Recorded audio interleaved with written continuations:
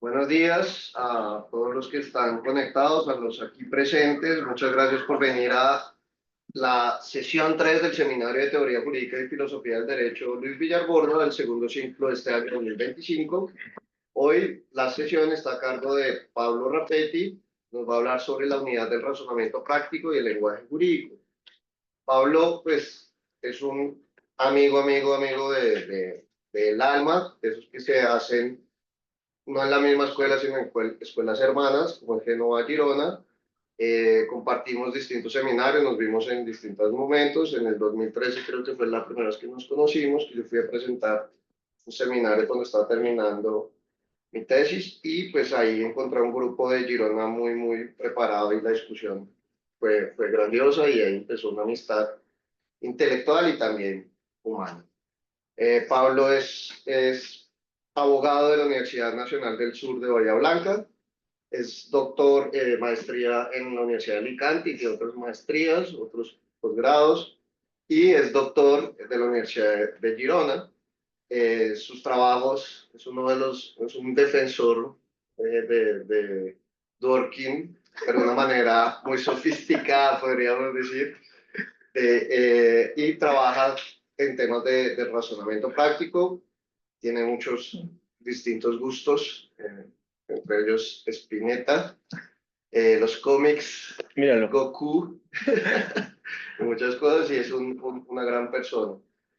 Pablo, pues, de verdad, genial que se haya dado esta oportunidad, es muy chévere tenerte acá en nuestra universidad, y pues tiene la palabra. Muchas gracias, Diego, muchas gracias. Me pone muy contento estar acá. Hace mucho tiempo que tenía ganas de venir a Colombia, a venir al externado en particular, de quien han salido muchos amigos y colegas.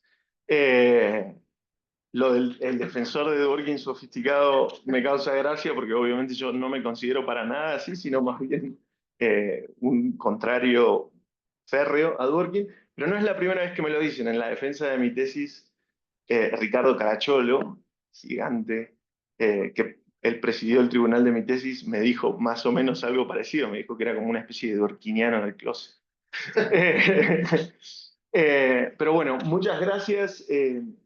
Lo que vengo a presentar hoy eh, tiene que ver con el debate sobre la unidad o fragmentación o fraccionamiento, como a veces se le dice, de la razón práctica o del razonamiento práctico. Yo les mandé un paper, supongo que Diego lo circuló. No tengo un interés especial en ir punto por punto sobre ese paper, sino hablar de una manera un poco más genérica, eh, por dos grandes razones. Primero, porque me interesa más bien conversar un poco sobre el calado más amplio que puede tener esta discusión acerca de si la razón práctica, el razonamiento práctico es unitario o fraccionado en la agenda de la teoría del derecho, y si bien es cierto que yo en particular quiero enfocarme en un potencial efecto que esa discusión puede tener sobre uno de los temas que clásicamente se tratan en la teoría del derecho, me gustaría de todas maneras no centrarme en la minucia del detalle de ese texto, sino en darle un poco más de overview, de vista por encima. Eh, Además, ese texto es un texto curioso porque es un texto que pretende ser la continuación de otro, una expansión y defensa reforzada de otro, pero se ha dado el caso curioso de que ese otro al final todavía no se publicó. Se publicó primero la continuación y el de base aún no. Si sale todo bien, debería publicarse en un libro que saldrá en octubre.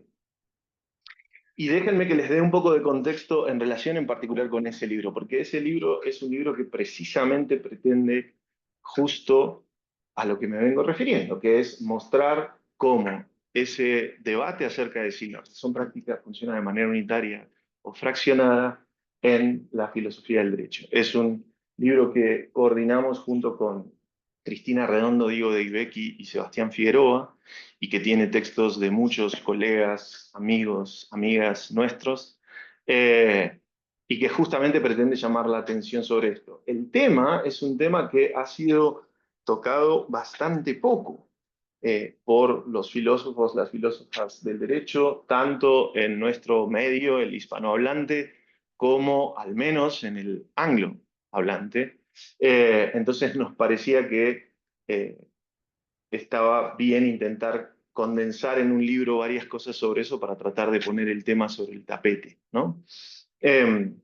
Quienes sí han venido trabajándolo desde más tiempo, seguramente han sido Cristina Redondo, más que nadie, y Juan Carlos Bayón, en su librazo impresionante sobre la normatividad del derecho. Creo que ellos son las dos personas que lo han tenido más claro, más consciente, y gente como yo misma lo hemos empezado a notar mucho después y gracias al trabajo impresionante de ellos dos. Entonces, muy rápidamente sobre en qué consiste este debate. El debate básicamente consiste acerca de si la racionalidad práctica, la manera en la que deliberamos en busca de razones para tratar de determinar cómo actuar, qué hacer, funciona o bien de manera unitaria, dicen unos, o bien de manera fragmentada, dicen otros. ¿Qué quiere decir esto?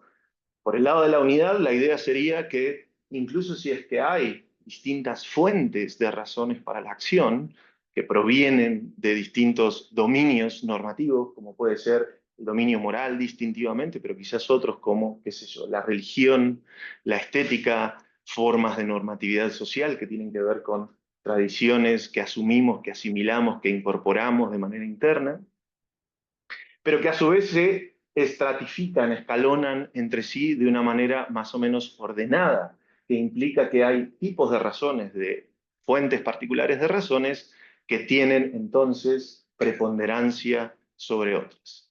Y en particular, esta idea de la unidad suele venir asociada, no está necesariamente asociada, pero suele venir asociada con la idea de que en esta estratificación de tipos de razones para la acción, las razones morales son las razones preponderantes sobre todas las demás, las razones de mayor peso. Por eso incluso una versión especialmente fuerte de esta idea de la unidad puede venir a decir algo así como, en realidad no es que hay fuentes de razones varias, porque la fuente de razón, la fuente de justificación práctica, la fuente de justificación sobre cómo actuar, tiene que ser, es en definitiva, sí o sí la moral. Por lo menos allí donde se trate de acciones que sean moralmente relevantes y no moralmente irrelevantes, ¿cierto?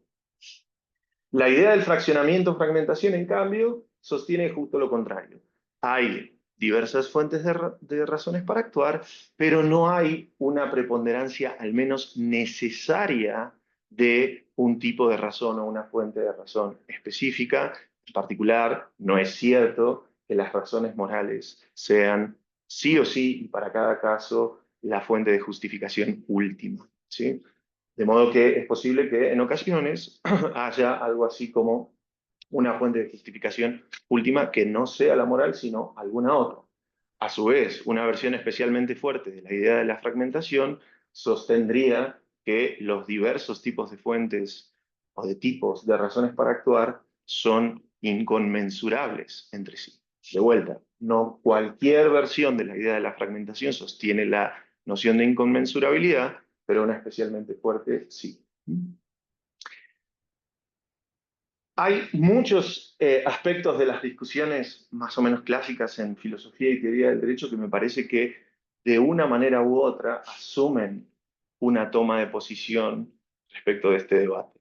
Lo que a su vez creo y creemos quienes editamos este libro y participamos en este libro es que normalmente estas asunciones son más bien tácitas e incluso inconscientes. Y por eso la idea de ponerlo sobre el tapete y echarle un ojo con más detalle, ¿cierto? En el libro se pueden encontrar textos sobre la manera en que distinguir entre la justificación jurídica de las acciones y la justificación moral de las acciones, textos sobre la forma en que las nociones de autoridad del derecho que se han presentado, los conceptos de autoridad del derecho que se han ido elaborando en la filosofía jurídica presuponen una toma de posición, etc. El aspecto de la agenda de la teoría del derecho en la que yo particularmente pretendí meterme, mostrando que hay una dependencia respecto de una toma de posición en el debate sobre unidad o fragmentación, tiene que ver con el análisis del lenguaje normativo y el lenguaje jurídico en particular. Para esto, yo me tomo de el que creo es uno de los grandes aportes a la filosofía del derecho contemporánea, que es la distinción de Hart entre enunciados jurídicos internos y externos, que seguramente es una distinción que todos ustedes conocen muy bien. Aquí solo diré, la distinción básicamente consiste en que los enunciados internos eh, implican la noción de aceptación. Los enunciados internos, dice Hart, son expresivos de la actitud de aceptación, mientras que los enunciados externos no, ¿sí? Y la actitud de aceptación, como a su vez ustedes también seguramente conocen muy bien, es una actitud que Hart concibe como una actitud práctica, una actitud conativa, normativa, que tiene que ver con una disposición a la acción. En la medida en que uno es aceptante de normas jurídicas, por ejemplo, del contenido de normas jurídicas, entonces asume que hay razones precisamente para actuar del modo en el que las normas jurídicas se establecen, ¿sí? Y uno tiene entonces una disposición para actuar del modo en el que las normas jurídicas se establecen. El aceptante es quien está dispuesto, en principio, a comportarse del modo en el que el derecho dispone. Pero el en principio es una cualificación muy importante, porque Hart es explícito en cuanto a que ser aceptante de normas jurídicas y su contenido implica tener una disposición para actuar de conformidad con el derecho, pero esa disposición no tiene por qué ser inderrotable. Hay muchas razones de otros tipos distintos del derecho mismo que pueden llevarnos a que consideremos justificado comportarnos de maneras incluso exactamente contrarias a lo que el derecho dispone. A su vez, Hart es explícito en que la aceptación puede deberse a una diversidad de motivaciones. Uno puede ser aceptante, por ejemplo, porque comulga moralmente con el contenido de las normas jurídicas en cuestión, pero puede ser aceptante por tantas otras motivaciones también. Puede hacerlo simplemente por el deseo de integrarse a una forma de hacer más o menos extendida en su comunidad, por el deseo de seguir una tradición más o menos establecida. Puede ser incluso uno aceptante de una manera más bien irreflexiva o acrítica, simplemente automática. De manera que las motivaciones pueden ser múltiples. Una idea central a este respecto es que no es necesario, aunque es ciertamente posible, que uno sea aceptante por consideraciones morales, porque moralmente está de acuerdo con el contenido de las normas jurídicas en cuestión y por ende con las acciones, deberes que el derecho impone sobre él. Ahora bien, como también ustedes saben, Ras pretende complementar esta distinción clásica de Hart entre enunciados internos y externos, introduciendo lo que él dice es una tercera categoría, que además es una categoría que él considera autónoma, en el sentido de irreductible a los enunciados internos o externos hartianos. Es un tercer espacio lógico, conceptual, el que esta nueva categoría de enunciados que él introduce ocupa. Y estos son los enunciados que él llama no comprometidos, detached legal statements. Los detached legal statements son caracterizados por Ras como enunciados que se profieren desde el punto de vista jurídico, desde el punto de vista del derecho. Y, dice Ras, los enunciados jurídicos no comprometidos no expresan aceptación alguna, o, dice por allí, expresan una aceptación que es solo débil, ¿sí? Frente a los enunciados internos hartianos que, en cambio, expresarían aceptación en el sentido pleno, full, dice Ras, y que es un sentido pleno porque implica, según él, anuencia moral, ¿sí? Entonces, fíjense, acá hay ya una especie de desacuerdo o corrección que pretende Ras introducir en el trabajo de Hart, porque Ras sostiene que la aceptación en sentido pleno sí que implica la anuencia moral, el estar en una actitud de aprobación moral respecto del contenido de las normas jurídicas de las cuales uno sea aceptante. Un movimiento clave en esta corrección o enmienda que Ras pretende del trabajo de Hart tiene que ver con la distinción que él traza entre enunciados de razones que son dirigidos a uno mismo frente a los enunciados de razones que uno dirige a terceras personas. Según Ras, no es lo mismo cuando uno se dice a sí mismo que tiene el deber de actuar de X manera establecida por el derecho, frente a cuando uno le dice a terceras personas, vos tenés el deber de comportarte así o asá, de acuerdo con el derecho. Y la razón es que cuando uno, según Ras, le dirige a terceras personas enunciados de deber, enunciados de razones para la acción, entonces esta expresión, en principio, solo puede ser una expresión que exprese aceptación moralmente cargada.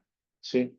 Uno se puede dirigir a uno mismo enunciados de razones, incluso enunciados de razones de conformidad con lo establecido por el derecho, aceptando que esos son los deberes jurídicos que uno tiene, sin que esa aceptación esté moralmente cargada, pero solo a uno mismo. Cuando se dirige a terceros, en principio está, digamos así, conminado a hacerlo sí y solo sí, al hacerlo expresa su aprobación moral de que esas son las acciones que en efecto la gente tiene el deber de realizar.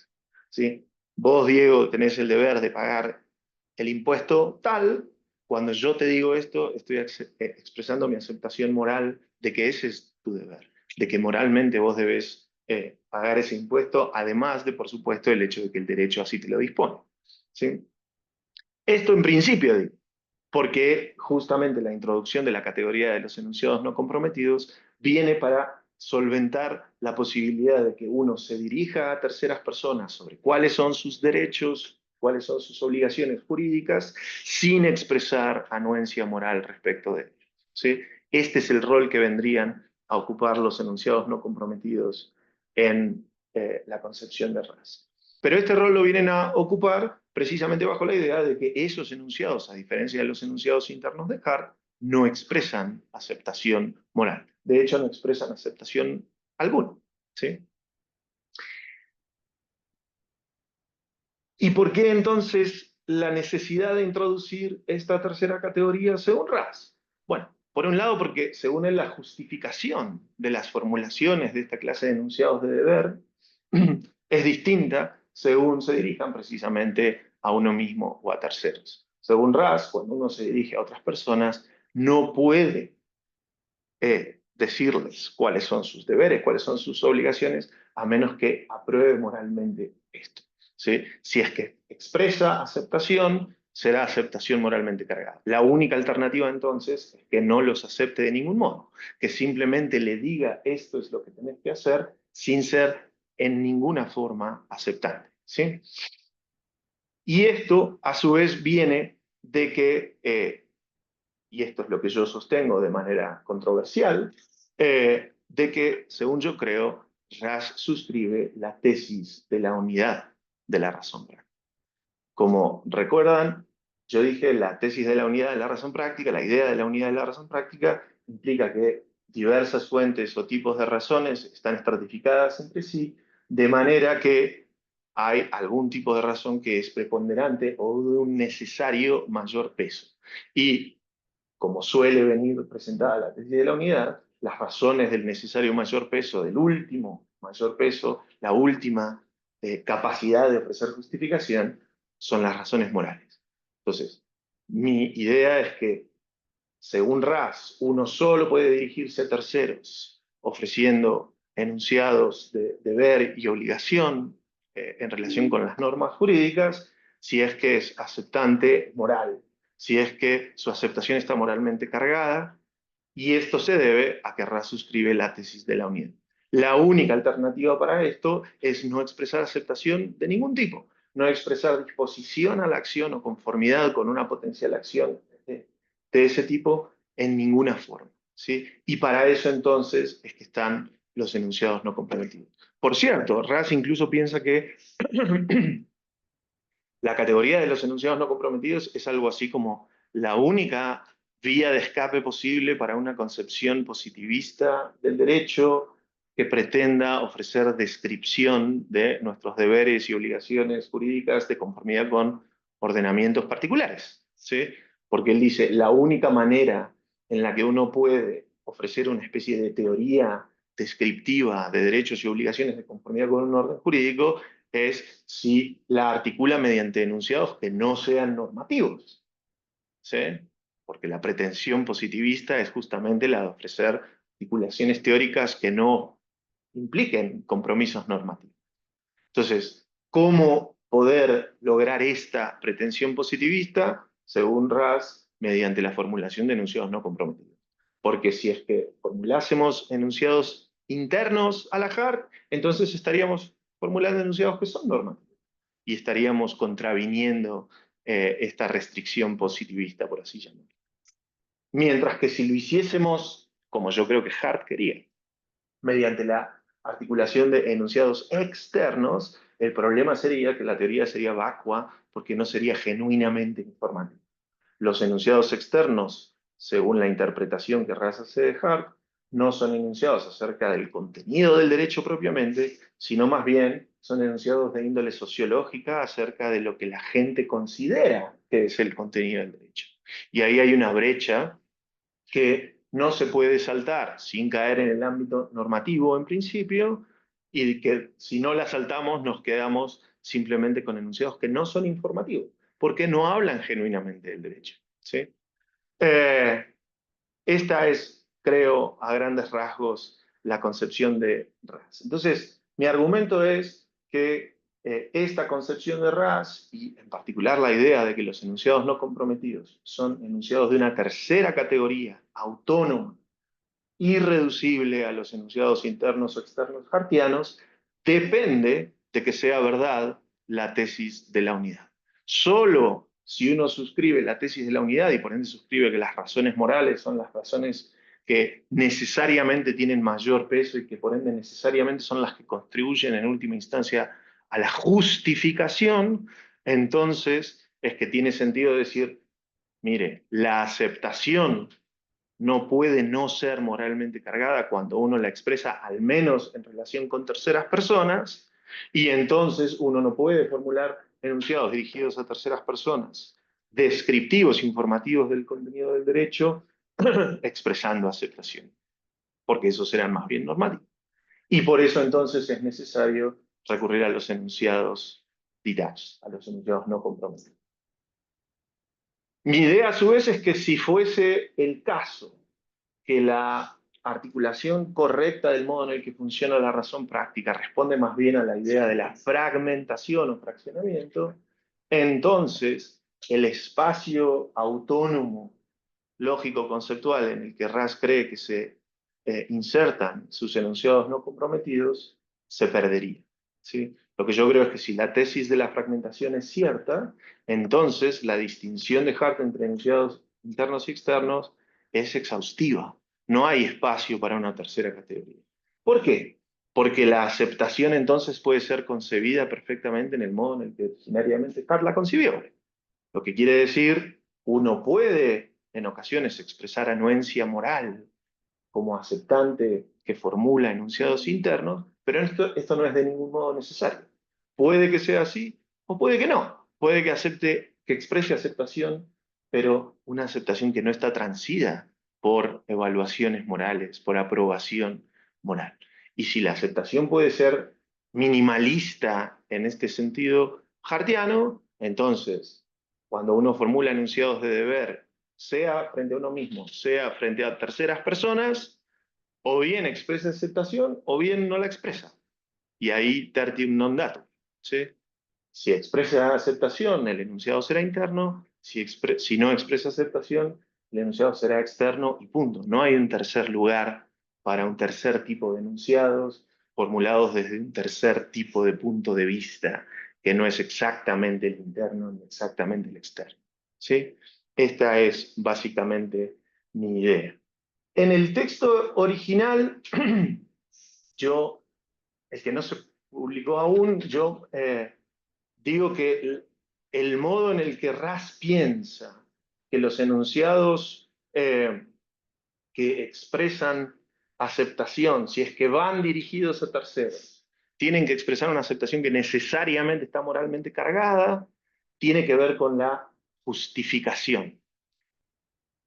En el texto original yo ensayo otras formas en las que Ras podría estar pensando que los enunciados a terceras personas que expresen una aceptación no transida moralmente podrían ser inviables o imposibles, que es lo que Ras sostiene. Descarto opciones. ¿Sí? Digo, bueno, no sé, quizás Ras está pensando en que son psicológicamente imposibles, o de hecho imposible. Uno de hecho no se puede dirigir a terceras personas diciéndole tenés el deber de hacer tal cosa, si es que moralmente no tiene la convicción de que se tiene el deber de hacer esas cosas, pero eso evidentemente es falso. Desde el punto de vista de hecho, claro que se puede. Yo me puedo dirigir a terceras personas para decirles que deben hacer algo, incluso si no creo que moralmente deben hacerlo. Entonces Ras no debe estar pensando en eso. Desde el punto de vista de la lógica, digamos así, de los distintos dominios normativos, bueno, uno tal vez no podría decirle a terceras personas cuáles son sus deberes jurídicos, sino es que moralmente a su vez cree que esos son sus deberes jurídicos, porque solo respecto de, el dominio de la moral es que uno puede dirigirse a terceras personas. Pero esto tampoco es cierto, tampoco puede ser lo que Ras estaba teniendo en mente, porque obviamente hay montones de otros dominios normativos que pretenden dirigirse o más bien regular las formas en las que nos relacionamos nosotros mismos con terceras personas, ¿sí? Desde fenómenos normativos sociales que no necesariamente tienen que ver con nuestros deberes y obligaciones morales, hasta, qué sé yo, hay razones estéticas, por ejemplo, que pretenden regular los modos que nos comportamos con otros, y entonces tenemos, de acuerdo con el dominio normativo estético, deberes de producir cosas bellas y no en cambio de producir fealdades o algo así, y el dominio normativo de la estética pretende regular esto no solo respecto de uno mismo, sino también en las relaciones para con terceras personas. Entonces, tampoco creo que este sea el tipo de imposibilidad en el que Ras está pensando. Entonces, excluyendo alternativas de esta manera, mi conclusión es que el tipo de imposibilidad en el que Ras está pensando es una imposibilidad en el sentido de la justificación. Uno no estaría justificado en pretender decirle a terceras personas cómo deben comportarse, incluso cómo deben comportarse de acuerdo con el derecho, si es que no aprueba moralmente el modo en el que el derecho lo compone. Salvo que uno, en cambio, prefiera no expresar aceptación de ningún tipo. Pero esto solo depende de que uno conciba la aceptación de esta manera robusta, cargada de Ras, que es distinta de la manera en la que Hart concebía la aceptación. ¿Sí? Esta vendría a ser la idea. En el texto que les circulé trato de ampliar esta discusión ofreciendo todavía un par de opciones alternativas más, ¿sí? Alternativas en particular al hecho de que quizás Ras en realidad no sostenga esta concepción robusta, recargada moralmente de la aceptación, porque suscriba la tesis de la unidad, sino por algunas otras razones, ¿sí? En particular, las dos que trato en el texto son las siguientes: o bien porque Ras es un cognitivista de lo normativo, o bien porque Ras, quizás por alguna razón, piensa que aunque hay otros dominios normativos distintos del estrictamente moral, no cree que el derecho sea un dominio normativo generador de genuinas fuentes de razones para la acción. Eh, la idea de que su concepción cargada de la aceptación, moralmente cargada de la aceptación, y por ende su idea de que uno no puede dirigirse a terceros expresando aceptación si es que ésta no está moralmente cargada, se deba a que Ras es un cognitivista, me parece que no funciona. Y la razón, doy 4 razones en el texto, aquí me refiero a 2. La primera es porque si uno es un cognitivista respecto del lenguaje normativo en general, entonces uno piensa que los enunciados normativos son básicamente enunciados que refieren razones, pero que de ninguna manera expresan compromiso práctico con las razones que refieren. De manera que uno puede, digamos, simplemente formular enunciados normativos en el sentido de que describe, explica contenidos normativos sin pretender suscribirlos o sin que la mera formulación al menos implique una disposición a suscribirlos. Pero esto creo es incoherente con atribuirle a Hart, como Raz hace, la idea de que la aceptación en realidad o en verdad está está implicando aceptación moralmente cargada. Y en segundo lugar, es incoherente con la distinción entre enunciados dirigidos a uno mismo y dirigidos a terceras personas, que es el movimiento clave que da Raz para introducir la categoría de los enunciados no comprometidos. Porque de hecho esa distinción presupone concebir a la aceptación precisamente como una actitud práctica, como una disposición a la acción. Si uno es un cognitivista, entonces hablar de aceptación parece poder ir de la mano perfectamente con hablar de la aceptación como una actitud ya no práctica, sino teórica. Por eso uno solo refiere sin expresar compromiso alguno. Pero la distinción misma de condiciones de justificación cuando se trata de enunciados dirigidos a uno mismo o dirigidos a tercera, presupone que la aceptación es una actitud práctica. Y por eso decimos que las condiciones de justificación de la emisión de esos enunciados es distinta para cada caso. Entonces creo que esto no funciona. Y tampoco funciona, me parece, como explicación de por qué Raz piensa que los enunciados no comprometidos son autónomos, una tercera categoría irreducible, que no implique que suscriba la tesis de la unidad, la idea de que, bueno, lo que sucede es que para Raz el derecho no provee de razones genuinas. Puede haber otras fuentes de razones genuinas para la acción distintas de la moralidad, pero ciertamente no el derecho. Entonces, la moralidad aquí cumpliría, digamos, un rol por default, por defecto. Los enunciados jurídicos internos, los que son expresivos de aceptación moral, porque no podría ser de otra manera, porque uno no puede aceptar como formando razones al derecho mismo, porque el derecho mismo es incapaz de generar razones por su propia cuenta y de manera completamente autónoma.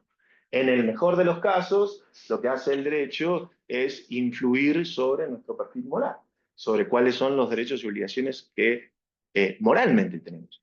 Y esta es ciertamente la concepción de Raz. Esto describe bien la concepción de Raz, se condice perfectamente con la idea de la autoridad del derecho que Raz tiene, el derecho como intermediador entre nosotros y las razones morales que operan sobre nosotros, de manera que seguir a las indicaciones jurídicas establecidas mediante sus normas, si es que el derecho está normalmente justificado, entonces nos ayudará a cumplir mejor con las razones morales que se aplican sobre nosotros. ¿Sí? Esta es exactamente la idea. Pero me parece que no funciona como explicación porque Raz reconoce perfectamente que la vida social es una de las varias fuentes de normatividad. Hay razones para actuar que son razones de la fuente social, de los modos en los que convivimos en comunidad entre nosotros. Por cierto, cree que esta clase de normatividad es de menor peso, de menor rango, de menor valor que la normatividad moral, o lo que él llama la normatividad justificada, que es la de la justificación moral. Pero él asume que existe normatividad social también. Y a su vez asume que el derecho es una institución o conjunto de instituciones de índole social. Con lo cual, me parece que aquí no funciona esta vía de explicación porque uno no puede entonces, sosteniendo a la vez estas cosas que Raz sostiene, asumir que por default, por defecto de una normatividad específicamente jurídica, entonces es la moral la que viene a suplir ese rol.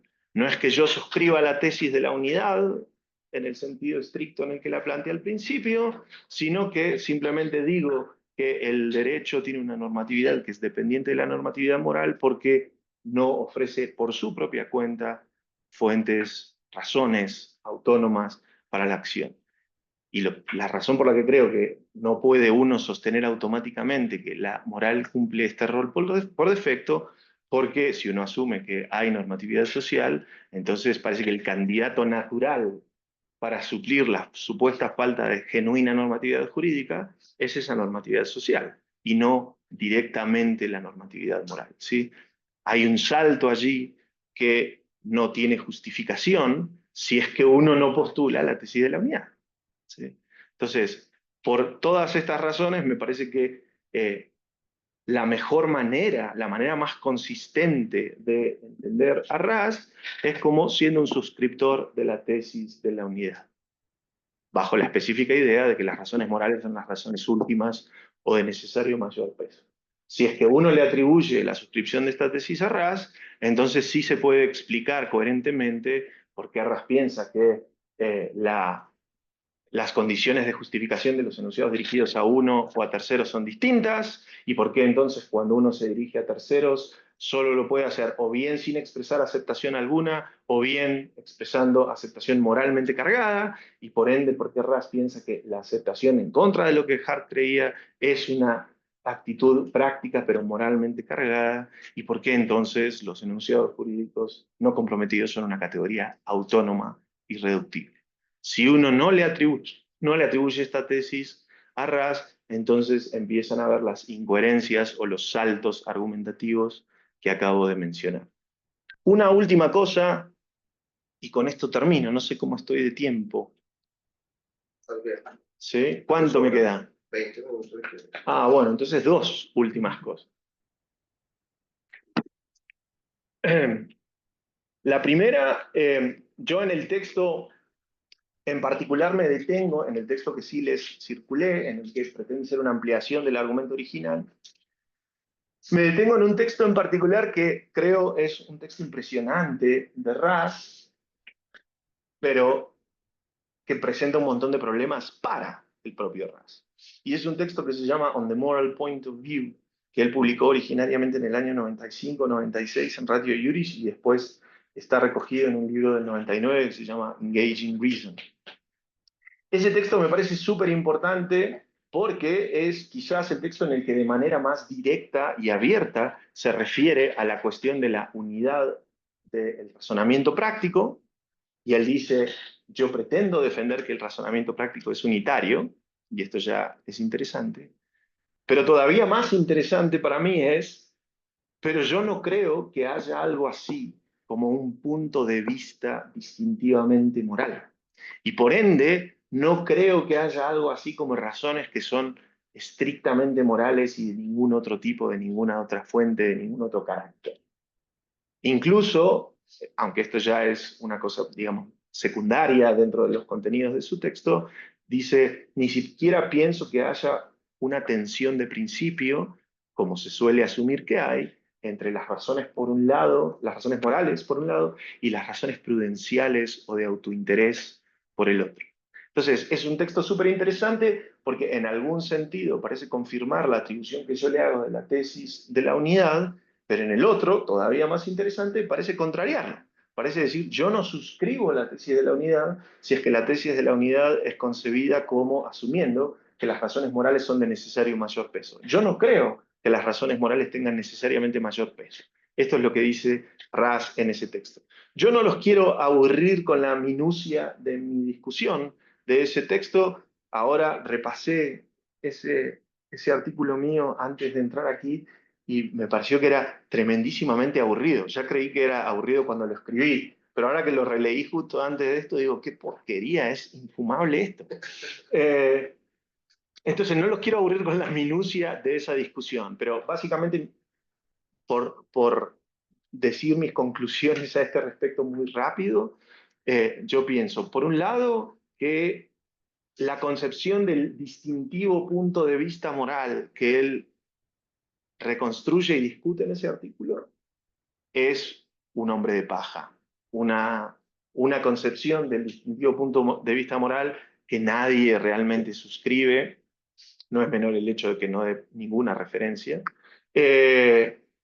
y que no se toma en serio, digamos, a la gente que suscribe de una manera, digamos, más explícita o más abierta la tesis de la unidad como yo la caracterizo. Y por otro lado, que el argumento que emplea para tratar de mostrar que las razones morales no son necesariamente de mayor peso es un argumento que no funciona. Él lo hace con un ejemplo que si quieren luego discutimos más en detalle, pero básicamente un ejemplo en el que hay un aparente conflicto entre una razón prudencial y una razón moral, y él dice, en este contexto, la razón prudencial prevalece, ha de prevalecer. De manera que no es cierto que las razones morales tienen mayor peso. Pero yo creo que ese en realidad es un mal ejemplo porque no es que la razón prudencial prevalezca, sino que es un caso en el que dos opciones de acción contrapuestas entre sí son las dos igualmente admisibles desde el punto de vista moral. Y esto es lo que hace que lo que se puede hacer, según él en ese caso, sea lo aparentemente avalado por la razón prudencial. Mi idea es, no, está avalado por la razón prudencial, pero también está avalado por una razón moral y es por eso que concluís que vale. ¿Sí? Más en general, me parece que ese texto es un texto que además de insatisfactorio internamente, por lo que acabo de decir muy por encima, es incoherente con el resto de su obra en general. Es incoherente con su concepción de la autoridad del derecho, es incoherente con su idea de que el razonamiento normativo jurídico en particular es una especie del razonamiento moral, en fin, es incoherente con montones de otras cosas que también reseño ahí en el análisis exegético que hago en ese texto, entonces me parece que finalmente no logra satisfacer su propósito. Es quizás el único texto en el que Ras se propone explícitamente mostrar que las razones morales para él no son de necesario mayor peso, pero creo que no alcanzan ni interna ni externamente a mostrar esto. Pienso que más bien es un texto que funciona como una especie de parásito en el contexto general de la obra de Ras, que no está de genuina conformidad con esa obra. Y ahora sí, lo último, yo no tengo una posición tomada del todo en el debate entre unidad y fragmentación de la razón práctica, pero tiendo a tener una mayor simpatía por la idea de la fragmentación. Y la razón por la que tiendo a tener mayor simpatía por la idea de la fragmentación es porque me parece bastante convincente el siguiente argumento, que no es mío, es de un filósofo canadiense que se llama David Cobb, que básicamente es el siguiente. Si vos tenés un conflicto entre una razón moral y una razón de otro tipo, para adjudicar sobre ese conflicto, para decidir cuál es la razón que tiene mayor peso, parece que hay que asumir una posición tercera, ulterior, superior, que te permita arbitrar sobre ambas. ¿Sí? Él da el siguiente ejemplo. Imagínense un grupo de montañistas que después de mucho tiempo de entrenarse y de una inversión económica muy grande, intentan subir al Everest. Es un objetivo muy valorado para todos estos montañistas, llegar a la cúspide, y cuando están a punto de llegar a la cúspide se encuentran con otro grupo de montañistas que están gravemente heridos. ¿Sí? Pues bien, ahí aparece un conflicto entre razones de distinto tipo. Desde el punto de vista prudencial o del autointerés, tienen una razón para olvidarse de los heridos y seguir su rumbo hacia la cumbre. Mientras que desde el punto de vista moral, tienen una buena razón para abortar su idea de llegar a la cumbre y asistir a ayudar a las personas que están heridas. Y ahí hay un conflicto de razones de ambos tipos. Sobre cómo adjudicar este tipo de conflicto, uno tendría que poder, según Cobb, posicionarse en un tercer punto de vista, que les permita determinar cuál de los dos tipos de razones ha de preponderar, ha de prevalecer.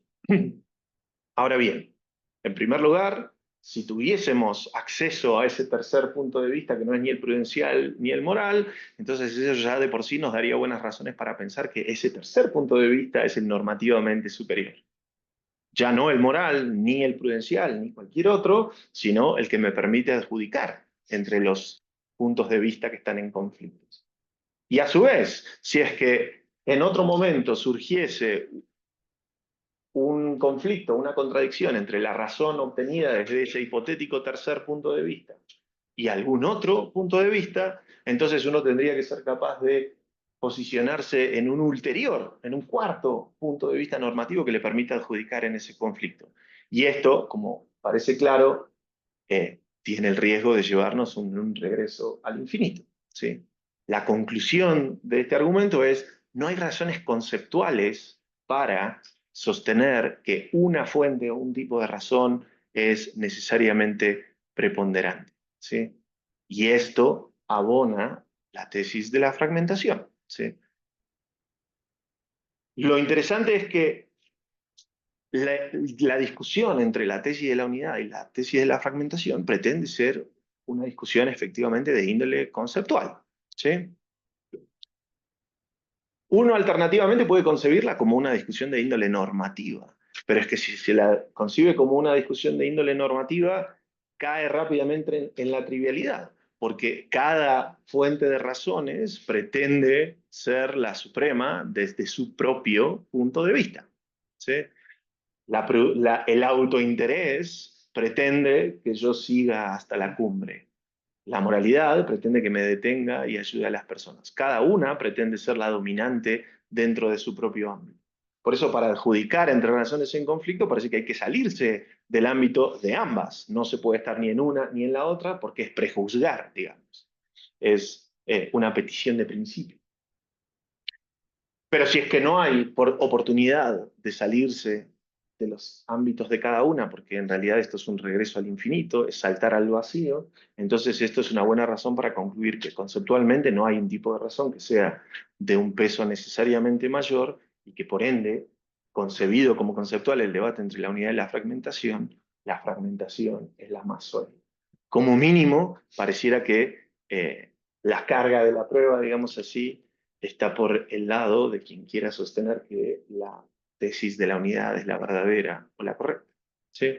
Entonces, resumiendo, creo que el debate entre estas dos es un debate que vale bien la pena encarar más directamente en el ámbito de la filosofía del derecho porque puede tener consecuencias sobre muchas de las cosas que habitualmente sostenemos en la teoría del derecho. He tratado de ejemplificar esto con la cuestión del lenguaje normativo y en particular la distinción entre enunciados jurídicos internos, externos y quizás como una tercera categoría los no comprometidos. Me parece que uno solo puede concebir a los enunciados no comprometidos como una categoría tercera, autónoma, independiente y reducible a las demás, si es que la tesis de la unidad es verdadera.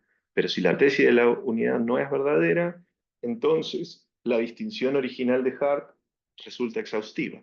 Los enunciados jurídicos son o bien internos o bien externos y no hay espacio para un tercer medio. Esto, creo, es un buen ejemplo de cómo aquella otra discusión que quizás en principio parezca tan lejana a las preocupaciones de los filósofos del derecho, en realidad tiene una repercusión importante en lo que los filósofos del derecho tenemos para decir sobre los temas que nos interesan. Eso es todo. Muchas gracias.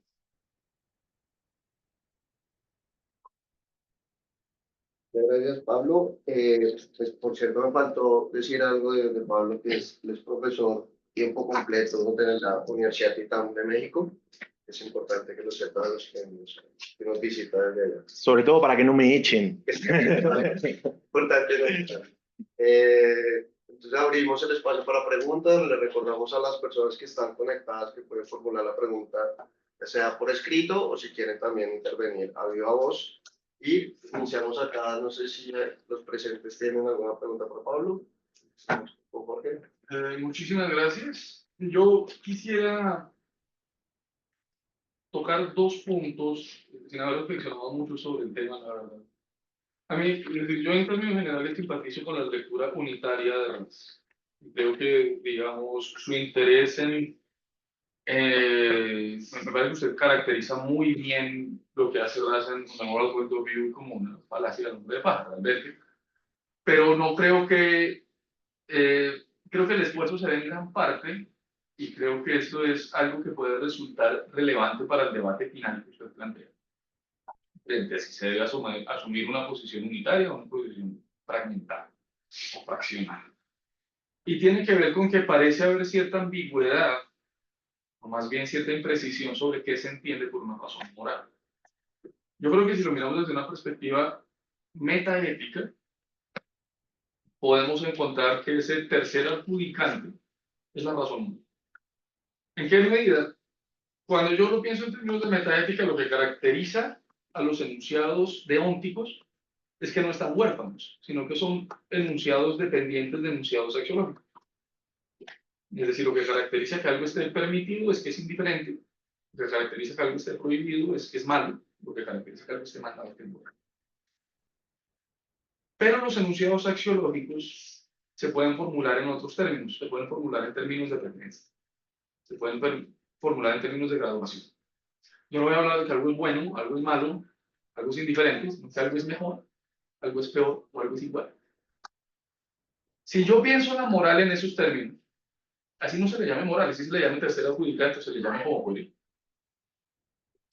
Yo encuentro una unidad discursiva en toda justificación práctica que yo. ¿Por qué encuentro una unidad discursiva? No porque la moral sea la carta de triunfo, sino porque cuando yo presento un argumento práctico frente a una persona, concluyo. Y si yo concluyo algo, es porque en algún momento tuve una razón. No lo estamos pensando solo en términos psicológicos, porque es que acá problemas de razones para la acción, términos lógicos. Entonces, yo le voy a decir a usted, usted debe hacer algo. Si yo le digo usted debe hacer algo, es porque en algún momento yo tuve que haber dicho algo se debe hacer porque algo es mejor que otra cosa. Normalmente, en metaética, eso es lo que yo llamaría una moral. Puede que no sea lo que yo normalmente asocio con la moralidad y puede que yo me enfrente nuevamente al ejemplo que usted traía a cuenta al final de los mandamientos, etc. Lo que yo digo es que acá hay una crisis entre dos fuentes de razones para la acción. Una crisis de, no, realmente, yo tengo un cálculo que hacer. Y ese cálculo que tengo que hacer lo resuelvo moralmente. Moralmente, entre comillas, porque puede que no sea lo que habitualmente llamamos moral, pero simplemente yo voy a llegar a un enunciado deóntico. Usted debe hacer algo con base en un enunciado axiológico. Es mejor que usted haga algo a que no lo haga. Yo creo que esa dificultad, casi que terminológica, es lo que pone problemas a Ras. Pone problemas a Ras porque les dice, venga, no siempre la moral tiene que ganar, pero yo siempre tengo que dar una respuesta. Claro, la justificación tiene que ser una respuesta práctica, pues eso implica una unidad, porque hay un argumento de justificación. Entonces, claro, y también eso justifica mucho la diferencia que hay entre hablar con terceros y hablar conmigo mismo. A los terceros, con los terceros yo tengo que ser consistente. Con el tercero yo tengo que tener una consistencia que no tengo que tener conmigo mismo. Ahora, obviamente ahí también hay una mezcolanza entre lo que implica justificar lógicamente y ya cuando yo estoy hablando conmigo mismo parece que ya empiezo a hablar de psicológicos. Es que cuando yo hago los argumentos conmigo mismo, pues soy capaz de ser totalmente inconsistente. Entonces ese es otro problema. Pero entonces yo quisiera poner eso, ¿usted cómo lo ve? Porque yo creo que realmente la lectura unitaria de Ras es correcta, pero veo que realmente puede haber una ambigüedad sobre qué se está entendiendo por ese paso a moralidad que tiene que hacerse frente al juicio. El otro punto que yo quería mencionarle tiene que ver con el tema de los enunciados. Yo creo hace rato, y creo que de hecho esto es fiel con Hart, aunque ligeramente caritativo, yo no creo que Hart crea que hay una distinción discreta entre enunciados internos y enunciados externos. Y creo que hay una fuente directa para verlo, es un pie de página del concepto de derecho. Los pies de página del concepto de derecho normalmente se ignoran, desafortunadamente se ignoran porque son muy ricos. Y hay una particular cuando él menciona esto, y él lo hace dentro del ámbito de los enunciados externos. Dice, los enunciados externos pueden ser más o menos externos. Hay unos enunciados que son radicalmente externos, que son básicamente los que podrían ser un enunciado descriptivo cuasi robótico de lo que yo veo en observación de comportamientos de otras personas. Pero hay otros en los que yo uso unos términos más o menos normativos. En el derecho de tal lugar está permitido que tal cosa. Ese parece ser un enunciado externo, pero yo utilizo un operador de hombre.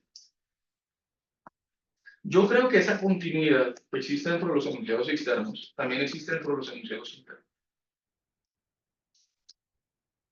Porque yo creo que digamos, esa inclusión del tercero, del enunciado no comprometido, es problemática en cuanto también es discreta. En cuanto Ras también lo presenta como si no es que hay tres tipos. No, no es que haya tres tipos, hay una infinidad de tipos. Hay una infinidad de tipos. Y yo puedo hablar con operadores de lógica más o menos comprometidos. Mi compromiso incluso puede venir mediado de aducir una serie de razones para la desobediencia. Mi compromiso puede venir mediado también incluso de que yo tengo una serie de creencias irracionales sobre la existencia de los estados de honra. Yo creo que los derechos subjetivos existen. Yo creo que los derechos subjetivos son transferibles. Yo creo en este tipo de cosas que son más o menos insostenibles, pero las creo como cosas de hecho. Y cuando yo creo en cosas de hecho, pues estoy hablando de un enunciado externo, así sea falso. Es un enunciado externo falso o un enunciado externo inconsistente, pero es externo. Yo creo que si yo tengo esa continuidad en el lenguaje, yo hago que no dependa la existencia de distintos tipos de enunciados de cómo entiendo yo el funcionamiento de razones para la acción. Porque yo creo que esos dos son dos momentos distintos. Puede que Ras no lo vea así, pero yo creo que Hart lo habría visto así. O por lo menos una lectura caritativa de Hart. Yo quería como mencionar esos dos puntos. ¿Sabe usted qué opina sobre cómo se articulan? ¿Prefieres que reunamos una serie de preguntas y respondes o quieres ya...? Preferiría ir uno a uno, pero como vos me Vale, digas. yo creo que tenemos tiempo. Entonces... Vale. Buenísimo, Jorge. Los dos comentarios me parecen espectaculares y me hacen pensar un montón. Trato de responderte. Empiezo por el segundo. Ciertamente, las preguntas al pie de Hart suelen ser evadidas.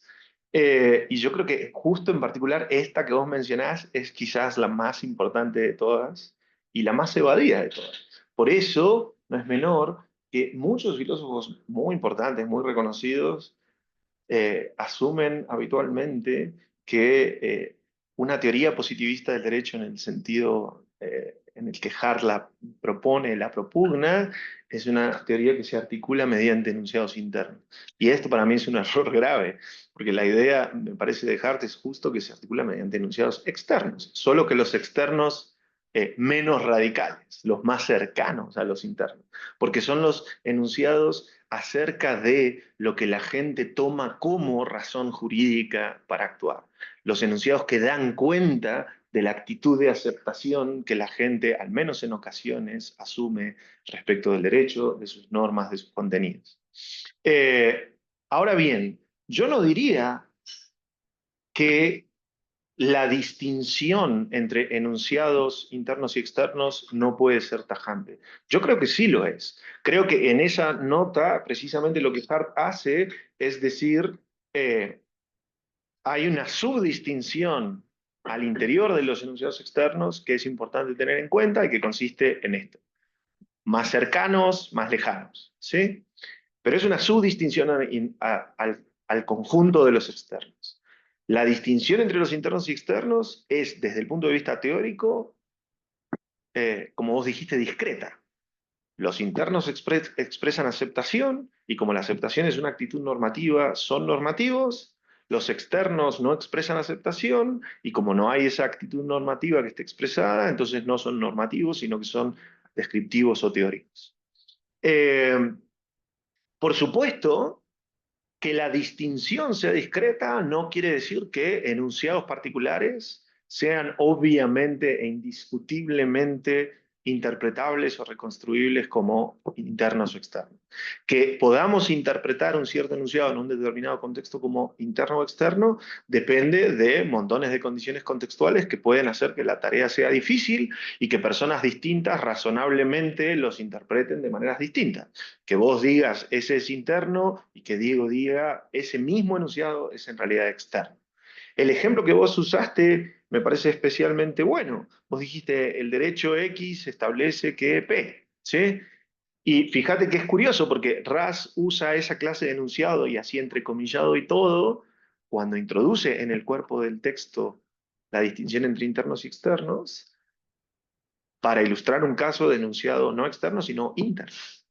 El derecho dispone que P versus en la comunidad X creen que el derecho dispone que P. ¿Sí? Pero es cierto, ese mismo enunciado, el derecho dispone que P, contextualmente bien puede que sea interpretado como externo. Si es que por el derecho entendemos en realidad lo que la gente normalmente asume o lo que un cierto tipo de línea jurisprudencial ha establecido o lo que sea, bueno, si es que nos estamos refiriendo en realidad a las creencias de la gente, en este caso creencias normativo-jurídicas de la gente, entonces el enunciado es externo. Pero si yo me refiero al contenido específico del derecho tal como yo de primera mano lo interpreto, entonces el enunciado es interno. Y ahora sobre la primera, que me parece espectacular, la idea de que los enunciados axiológicos son como de grado, de preferencias, mejor y peor, y que entonces cuando uno le dice a alguien, tenés el deber de hacer P, entonces esto es porque uno que formula el enunciado asume que eso es mejor que alguna otra cosa. Y vos habías dicho además, la justificación implica unidad. Y esto me parece súper interesante. Por un lado, creo que incluso si es cierto que uno concede que una manera adecuada de reconstruir los enunciados axiológicos en general, el tipo o la fuente que sean, como expresivos de preferencias, eso normal, igual no implica necesariamente que toda vez que uno le dice a otra persona que sus deberes son tales y cuales, entonces le está diciendo que eso es lo mejor. Pueden ser comparativo graduables, como vos sostenés, pero me parece que todavía hay un salto para admitir, hay que dar un salto para admitir que cuando uno formula enunciados axiológicos así entendidos, entonces no se refiere a lo que es mejor que alguna otra cosa, sino que a lo que es mejor tout court, ¿sí?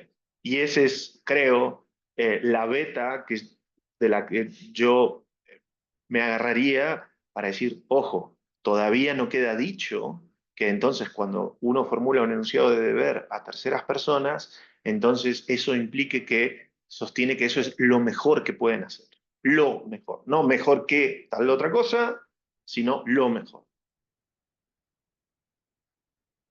Asumir que cuando uno formula enunciados axiológicos implica referirse a lo mejor tout court, y a su vez decir que esto es, de alguna manera, lo que concebir como lo moralmente debido, me parece que comete el error, al menos en el contexto del debate entre unidad o fragmentación, de imponer la primacía de la moral por decreto, ¿sí? Y creo que esto es, de hecho, lo que muchas veces pasa. Uno de los grandes autores conscientes, perfectamente conscientes, mucho antes que todos nosotros, de la importancia que tiene esta discusión sobre unidad o fragmentación de la razón práctica, es Nino. Y Nino sostenía la tesis de la unidad. Pero Nino sostenía la tesis de la unidad diciendo es que las razones morales son, por definición, las razones últimas. Y como son por definición las razones últimas, entonces son por definición las de mayor peso, las que prevalecen en contextos de justificación.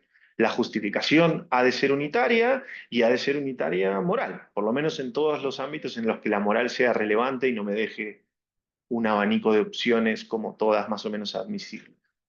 Pero esto, creo, supone el error que durante la presentación original eh, dije que se puede llegar a cometer de imponer como restricción conceptual lo que se pretende precisamente en discusión, en tanto que rasgo conceptual sobre cómo mejor reconstruir el funcionamiento de la razón práctica, ¿sí?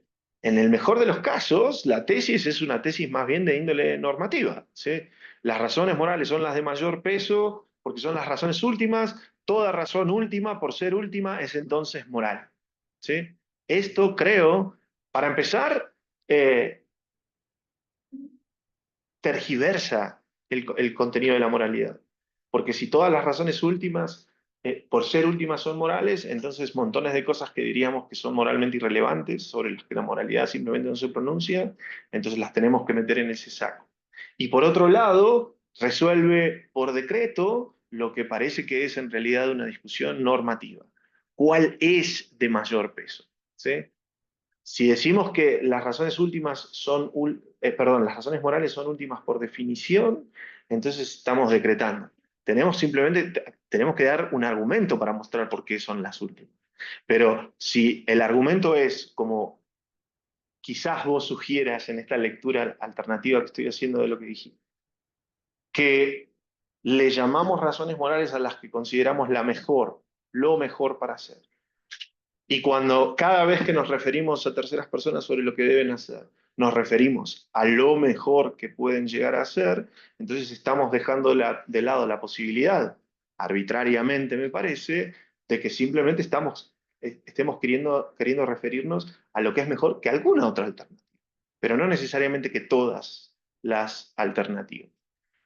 Cuando yo digo, vos tenés, Diego, el deber de pagar el impuesto tal, y este es un deber impuesto por normas jurídicas, y además lo hago expresando mi aceptación de que ese es su deber, yo puedo querer decir simplemente que eso es lo que jurídicamente tiene que hacer, que eso es lo que jurídicamente es bueno que haga, o en la otra forma que propusiste, que eso es jurídicamente lo preferible que haga, ¿sí? Pero lo preferible puede ser todavía a otras alternativas jurídicas de regulación más malas, y sin embargo, no yo sostener, no yo asumir que es lo preferible a cualquier escenario concebible y por ende que no es lo preferible a lo que moralmente debería ser, ¿sí?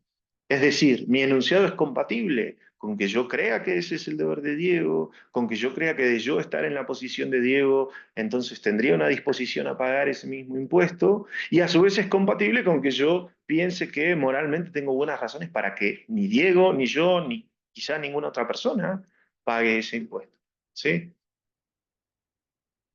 Para terminar, me parece que tu forma de comprensión alternativa de los enunciados axiológicos es muy buena, pero todavía no decide el caso, porque todavía no muestra que decirle a alguien que tiene un deber implica decir que eso es lo mejor que puede hacer. Yo puedo quedarme con la idea de que los enunciados axiológicos son comparativos, pero comparativos respecto de algunas opciones y no de todas las concebibles. Y me parece que eso a su vez tiene mucho sentido por la razón trivial de que normalmente somos incapaces de conocer todos los escenarios concebibles. En fin, me pareció muy bueno, pero diría que no es del todo determinante. Ah, y una última cosa. Yo puedo concederte que la justificación implica unidad y todavía seguir siendo, al menos por ahora, provisoriamente más favorable a la idea de la fragmentación. Porque como dije al principio, la fragmentación puede ser concebida en una manera muy extrema, diciendo las diversas razones, los tipos, fuentes de razones son inconmensurables entre sí, y entonces nunca hay algo así como lo que es mejor hacer, ¿sí? Pero no necesita venir acompañada de la idea de inconmensurabilidad. Quizás uno puede pensar que no hay un criterio con el cual resolver y que entonces, como no hay un criterio por el cual resolver, filosóficamente, conceptualmente, entonces uno, cuando tiene que decidir el curso de acción a tomar, está forzado a recurrir a otras herramientas. Lo que yo sugiero en el texto que todavía no salió es quizás el mero sentirse de uno sea la única justificación posible. ¿Por qué quizás sea la única justificación posible? Porque si es que no hay ulteriores puntos de vista que adoptar para resolver el conflicto, pero a su vez resulta, como suele ser el caso, que la realización de una acción nos excluye de la posibilidad de realizar otra, subir a la cumbre me excluye de la posibilidad de ayudar al herido, ayudar al herido y bajarlo a que lo atiendan me excluye de subir a la cumbre, entonces estamos materialmente obligados a elegir. Como estamos materialmente obligados a elegir, preguntarnos por el único curso de acción a tomar es una pregunta que tiene sentido, que no es absurda, que no es incoherente, que no es ridícula. Pero que tenga sentido, ni sea absurda, ni sea incoherente, no necesariamente implica que hay algo así como un criterio filosófico con el cual responderla con corrección. Que haya una respuesta que adoptar no quiere decir que hay una única respuesta correcta que adoptar. Eso. Gracias. ¿Hay más preguntas? ¿Sí? Sí, tenemos una mano levantada de parte de Gabriel. Adelante, Gabriel. Gabriela. Hola, buenas. Hola, Qué grande. Pablo. Hola, Gaby, qué grande. ¿Cómo estás? Muy Bueno, un bien. gusto, la verdad, escucharte y gracias a los organizadores. Bueno, mi pregunta, primero digo, ¿desde dónde la hago? Desde una simpatía por la fragmentación también. Me gustó el argumento este último conceptual, el que diste al final. Me temo que no convence a los defensores de la tesis de la unidad, pero nos convence a los que estamos del lado de la fragmentación. Em, y a ver, la planteo en cortito la pregunta. ¿Vos pensás que la tesis de la unidad es compatible con el positivismo jurídico?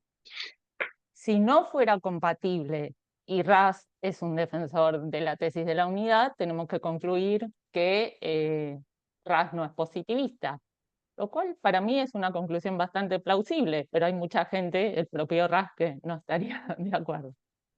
Es así como para dar lugar a ampliar. Y después, bueno, sobre esto último que se había planteado con la primera pregunta y la famosa nota de Raz, que coincido, perdón, la Dejar. nota al pie de Hart, que es esencial y debería haber estado en el texto principal. Te quiero llevar ahí un poco a discutir con Cristina Redondo, porque claro, yo siempre que la escuché a Cristina con lo del último libro, pero también en un artículo anterior, me pareció que ella estaba llamando enunciados internos descriptivos, viste la diferenciación que hace ella, eh, a los que Hart llamaba externos, los externos que pueden captar, digamos, que pueden ponerse en el lugar del aceptante. Y me pareció eso, digamos, que era casi una cuestión de rótulos, digamos, que lo que Hart llamaba externo, ella llamaba internos descriptivos.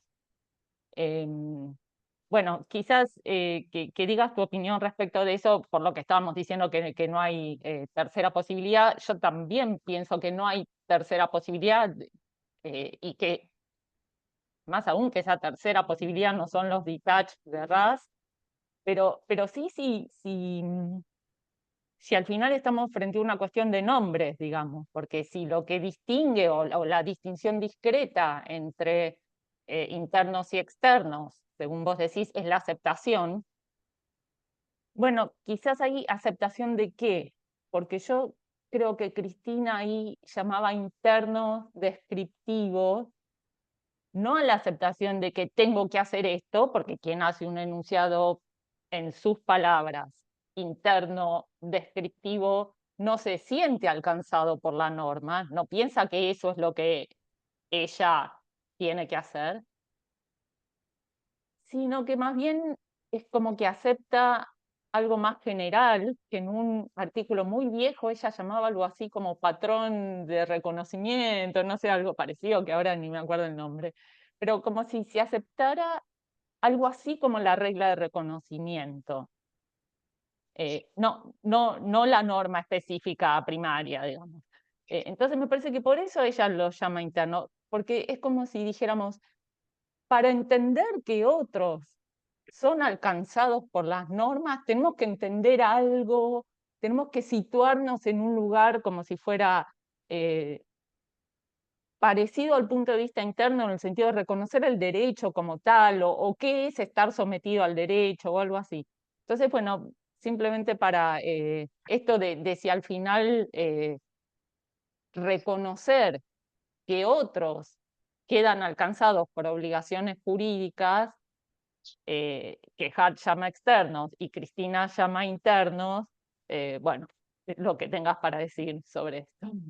Y Fantástico. bueno, perdón, y diciendo lo último, y Cristina diciendo esto sobre los internos, aboga por la fragmentación. Esto es, digamos, lo que faltaba, ¿no? En el libro, entiendo.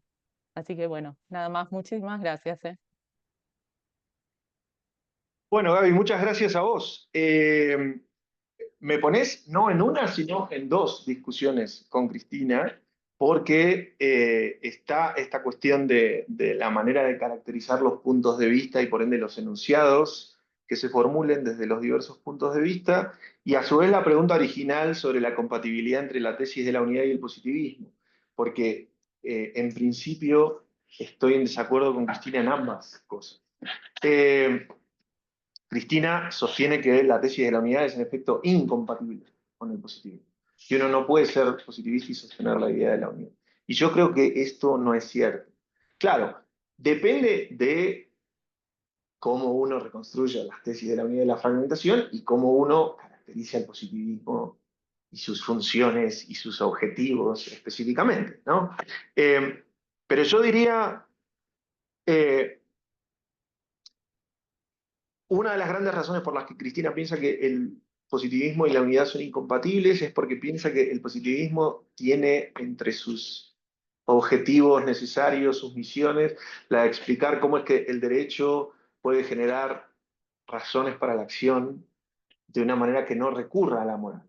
Con lo cual parece ya venir como desde el objetivo así propuesto la idea de que o bien el derecho no genera razones de ningún tipo, o bien el derecho genera razones que son autónomas, al menos autónomas respecto de la moral, y uno como positivista tiene que poder explicar esto. Y yo no estoy tan seguro de que este sea el caso. A mí me parece que si es que es posible que el derecho genere razones para la acción autónomamente, entonces la empresa de mostrar que es posible y explicar más en detalle cómo es una empresa que se puede, digamos, realizar desde una perspectiva positivista del derecho.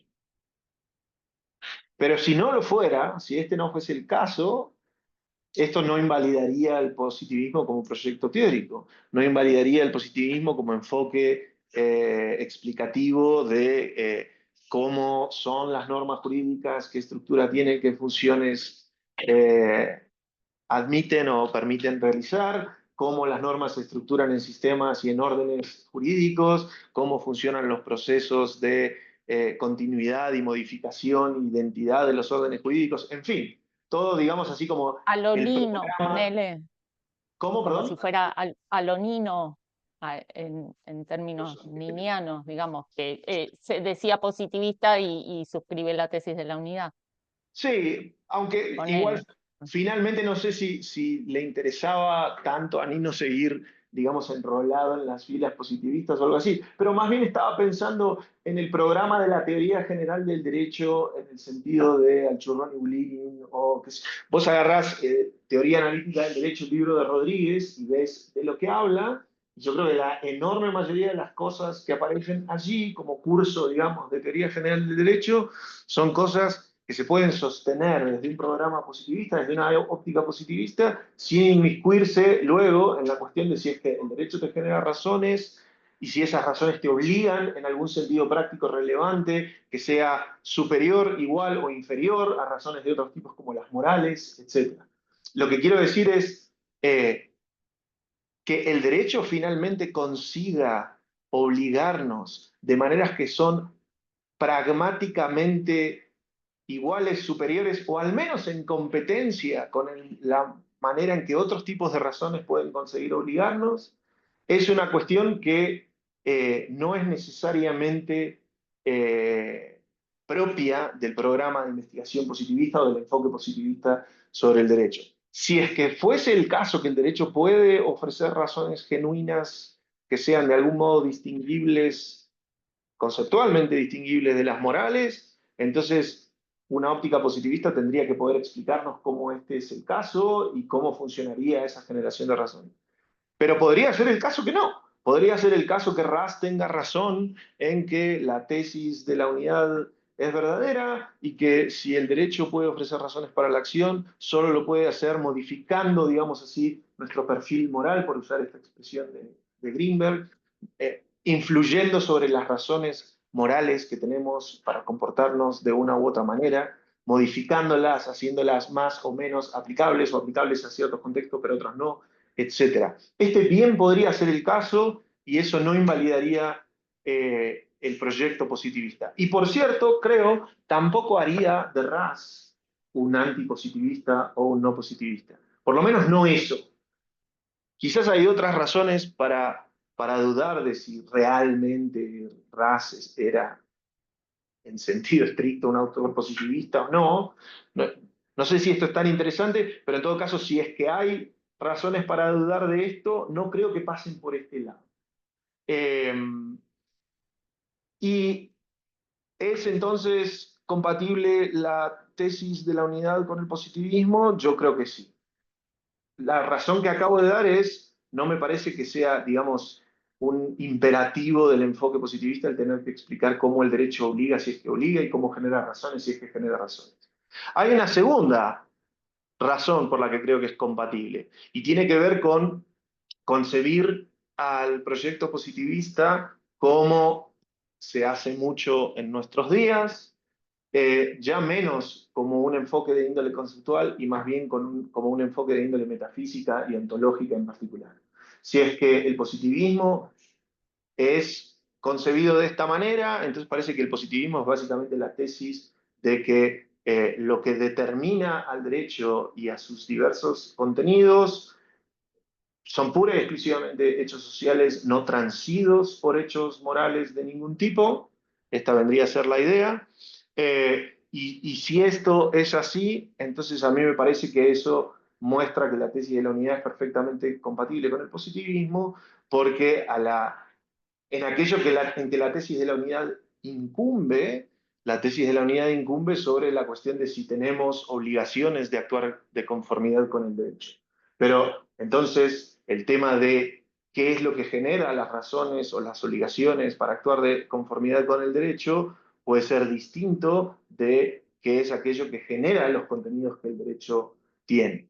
Quiero decir, es perfectamente posible que un autor sea positivista del derecho porque dice, mire, esta clase y esta clase y esta clase de hechos sociales son generadoras de normas jurídicas, de instituciones jurídicas, de autoridades jurídicas, de estructuras jurídicas, y esto es una cuestión, y luego si esas normas y las acciones de esas autoridades y esas instituciones a su vez tienen un efecto de generar obligaciones sobre nosotros, es un tema aparte que a mí, al menos qua positivista, no me incumbe. Me puede incumbir intelectualmente de mil otras maneras, pero escapa, digamos, al enfoque positivista en sí mismo. El único pero que creo que podría haber a esto es si uno piensa que las relaciones de fundamentación metafísica, como sea que las conciba, ¿sí? En la teoría del derecho está muy de moda la idea del grounding, hay otras alternativas, y quizás no sean todas excluyentes entre sí además, pero si uno asume que todas las relaciones de fundamentación metafísica, en el contexto que sean, son del mismo tipo, el mismo tipo de relación, entonces esto puede ser un problema. ¿Sí? Hay un texto muy bueno, súper bueno de Selim Berker, que se llama The Unity of Grounding, en el que él sostiene justamente esto. Todas las relaciones de fundamentación metafísica son del mismo tipo, lo que en particular quiere decir que las relaciones de fundamentación en contextos sobre fenómenos, digamos que disciplinas tradicionalmente consideradas teóricas examinan, funcionan exactamente del mismo modo en el que funcionan las relaciones de fundamentación metafísica en contextos en el que se involucran típicamente las disciplinas de índole normativa.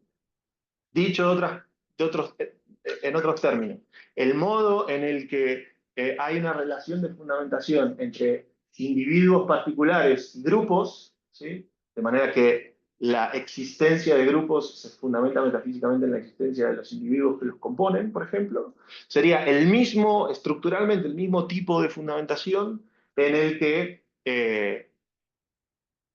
ciertas normas te fundamentan ciertos deberes, ciertas consideraciones normativas dependen de la existencia de ciertas normas y ciertas normas dependen de la existencia de normas previas que dan lugar a su promulgación, etc. ¿Sí? Si es que estructuralmente todas las relaciones de fundamentación funcionasen del mismo modo, entonces tal vez ahí habría un problema. Y como digo, Berker muy bien trata de mostrar que este es el caso. Pero esto supone oponerse a toda una tradición súper bien asentada, de acuerdo con la cual la fundamentación en contextos, digamos, físicos es distinta de la fundamentación de cuestiones normativas, y que el plano del deber ser y el deber ser son dos planos distintos y que no tienen relaciones de interacción directa necesaria unos con otros.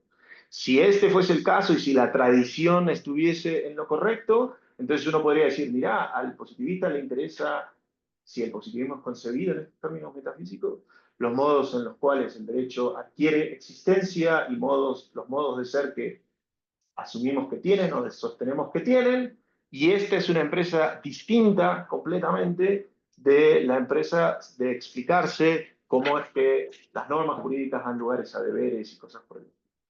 ¿Sí? Entonces, creo que esa sería mi respuesta.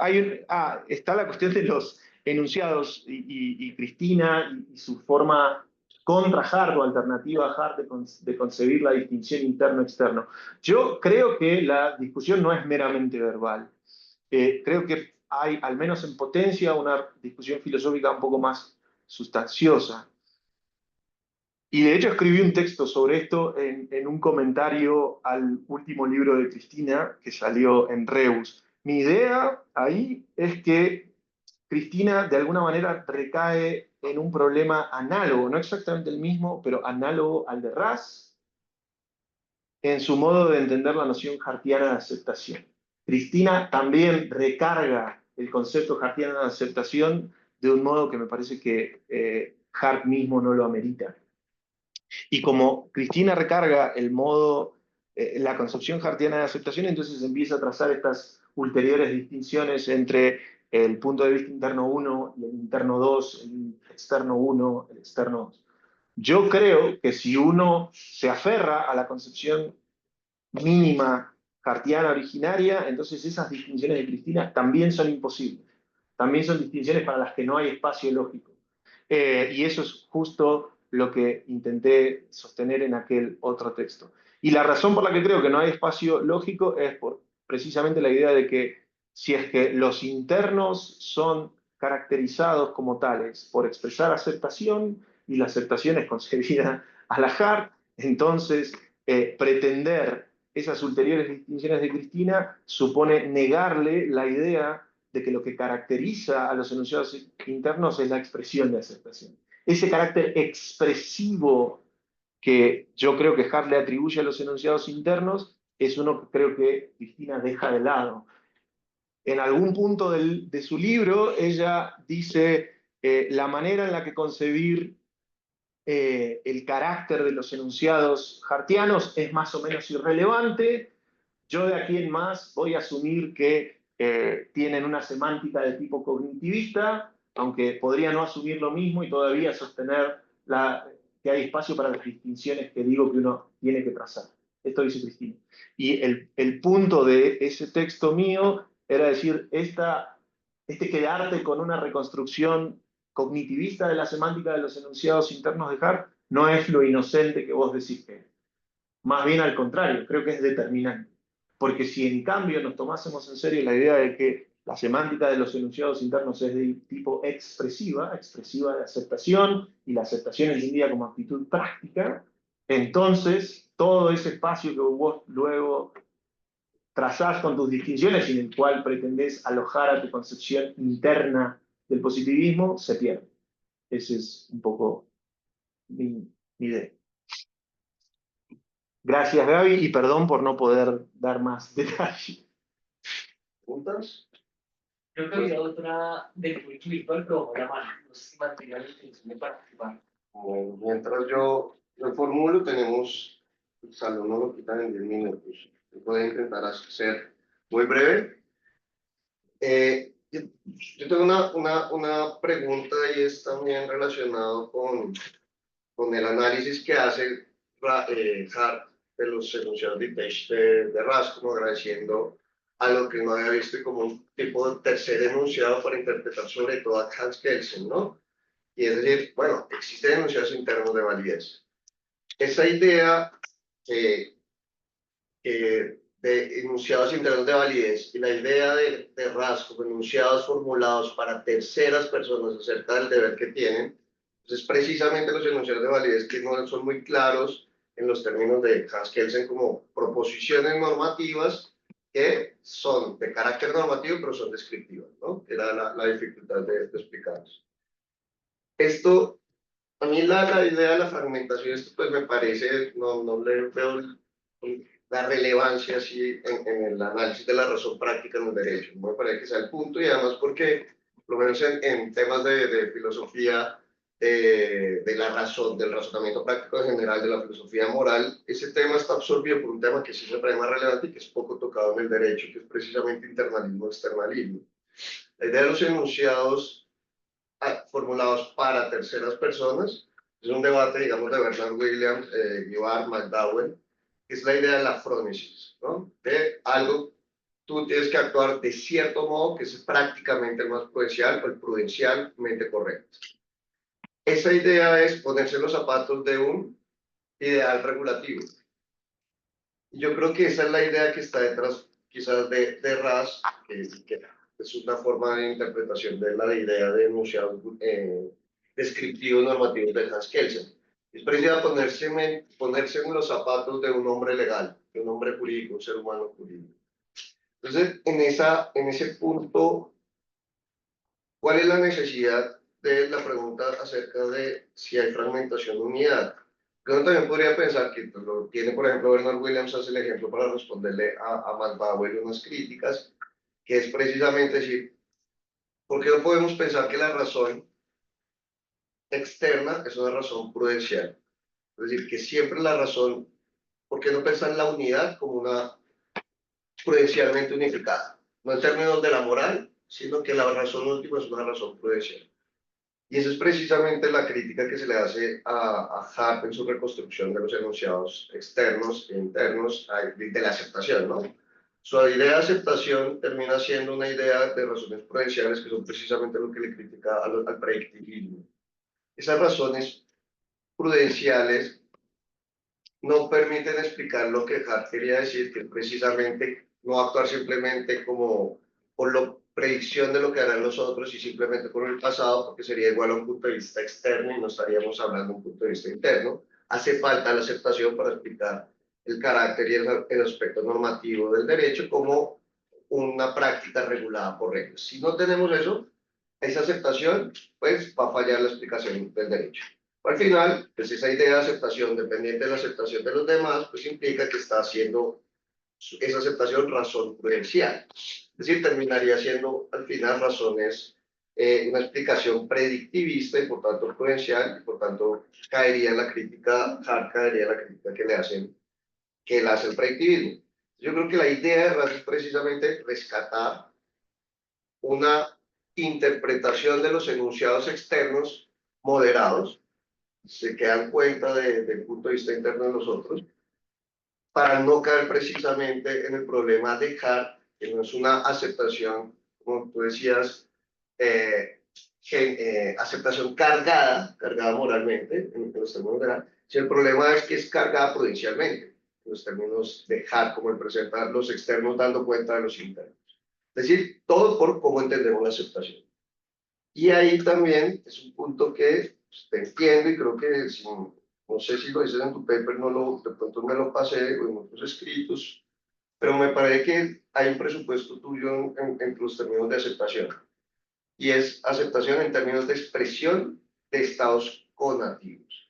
Es decir, a la reconstrucción de Kevin To, que parte de la reconstrucción un poco de Hart como naturalista, ¿no?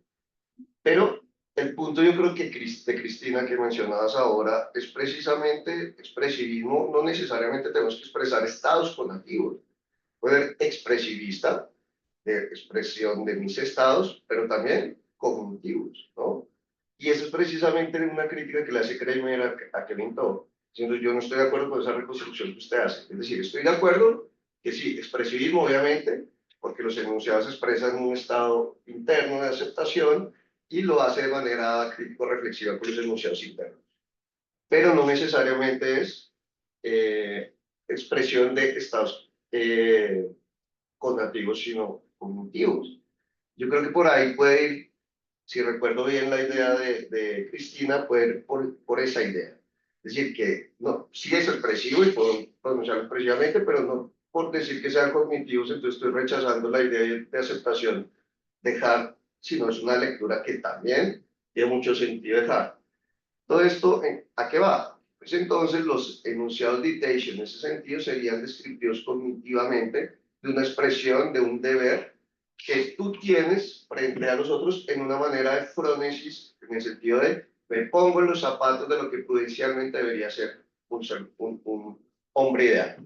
Y ese hombre ideal, por eso yo digo, no es tanto que haya una unificación o una fragmentación, sino cómo consideramos en el derecho eso es una razón externa o interna. Y ese es el punto, digamos, de la discusión entre Bernard Whelan, McDowell, e incluso Dreyfus y otros, es precisamente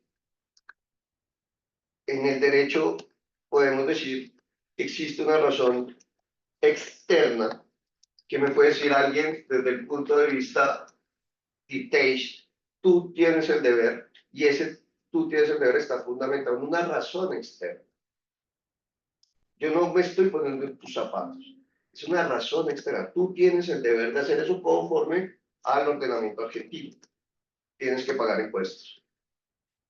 Eso me parece que puede ser muy representado como una manifestación de expresar un estado de cognitivismo desde un punto de vista externo respecto a lo que tú debes hacer, y desde esa perspectiva me parece que no se aleja mucho de los enunciados externos moderados de Hart, pero sí lo acerca, y así lo reconocen en los ensayos de jurisprudencia, los ensayos de of Jurisprudence de Hart, cuando hace la aclaración sobre su punto sobre Kelsen. Se parece haber un tercero. Es un tercero que es precisamente en ese pie de página que creo que hacía referencia a Jorge, que es en el derecho romano, dice. Es en el derecho romano en el pasado. Y eso es cognitivo. Es decir, el ejemplo de los vegetarianos, yo sé que tú eres vegetariano, ojo, Pablo, tu ensalada tiene jamón, no debes comer. Eso me parece que es el punto de vista legal interno que podría defender Ras como una forma de fragmentación y defender que existen razones jurídicas al mismo tiempo que en su teoría de la autoridad dice las razones jurídicas son razones auxiliares que actualizan en las circunstancias nuestras razones operativas, que al final son razones morales. Yo creo que puede decir eso Ras con tranquilidad, defendiendo la fragmentación en términos de explicación de que hay una forma de decir cognitivamente que hay razones jurídicas que es muy distinto a la forma de decir que hay razones morales para actuar de una manera. No obstante, en el razonamiento práctico, no en el razonamiento desde el punto de vista jurídico, para dar cuenta de la existencia de deberes en el derecho, sino en el razonamiento práctico, no obstante, yo puedo aceptar que las razones jurídicas no quiere decir que sean subordinadas a las morales, sino que son razones que cumplen una función muy distinta a la de las razones morales operativas de un razonamiento, y es servir de razones auxiliares que actualizan lo que debemos hacer con base en nuestras razones operativas. Y estoy manteniendo que son distintas, no estoy teniendo que aceptar que las razones morales, que esas razones auxiliares son subordinadas, sino que son precisamente razones auxiliares de razones operativas. Que yo sea auxiliar de algo no quiere decir que sea subordinado. Y al mismo tiempo mantener la fragmentación como lo hace Ras.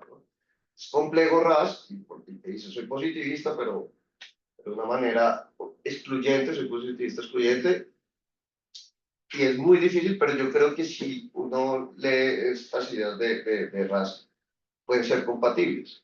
La idea de defender como defiende a Kelsen, y por otro lado la idea de defender la autoridad, su idea de autoridad en el derecho, manteniendo que las razones jurídicas son un tipo autónomo de las razones morales, en tanto razones auxiliares de razones operativas. Y al mismo tiempo manteniendo, sin que eso nos lleve tampoco a aceptar que hay un tercer tipo de razón dentro de las razones prudenciales y de las morales, que serían, por ejemplo, razones jurídicas, pero que se mantiene las razones morales y las razones prudenciales como las grandes dos familias exhaustivas, que sí pues, se puede mantener una relación entre una y otra. ¿Por qué? Porque también los términos de Bernard Williams, como lo dice todo el tiempo, hay el reconocer un instrumentalismo, pero no es un instrumentalismo ingenuo a la Hume, ¿sí? Del egoísmo. Es un instrumentalismo que se recrea con nuevas razones siempre, que pueden ser razones de distinto índole, imaginar, entrar en la imaginación y mi razonamiento se va a recrear y se va a enriquecer con nuevas razones de distinta naturaleza. Dentro de esas razones pueden ser cualquiera, pero en últimas mi razonamiento va a ser instrumental.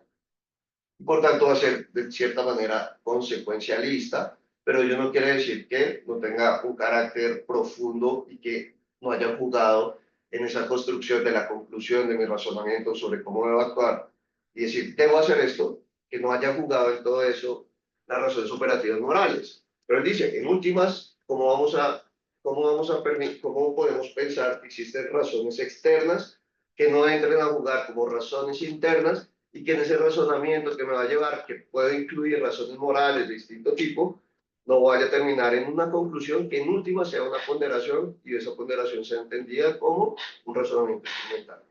Un instrumental, en los términos jungianos, que no quiere decir que porque pienso instrumentalmente o potencialmente estoy pensando egoísticamente, sino self-interest. El self-interest puede implicar preocuparse por muchas cosas, por la familia, por los intereses de otras personas, y eso yo por eso digo, ¿por qué no pensar? Si yo dijera, si esto preocupa tanto la unidad del razonamiento práctico, pues, ¿por qué no pensar más bien que hay una unificación, pero no en términos de que las razones sean razones morales, sino que las relevantes realmente el razonamiento práctico siempre van a ser en términos potenciales?